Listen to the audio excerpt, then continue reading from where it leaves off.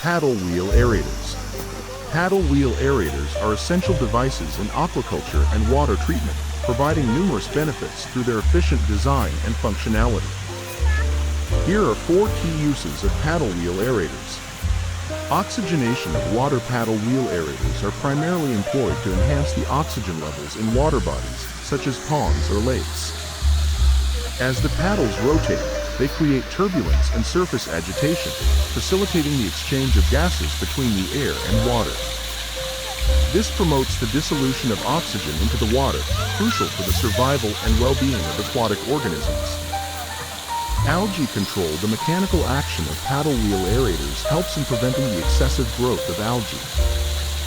By disrupting the surface layers of the water, these aerators inhibit the formation of stagnant areas where algae tend to thrive. This not only improves water clarity but also reduces the risk of oxygen depletion caused by decaying algae. Temperature regulation. Paddle wheel aerators play a role in regulating water temperature. The movement caused by the rotating paddles helps distribute warmer and cooler water throughout the body of water, preventing the formation of thermal stratification.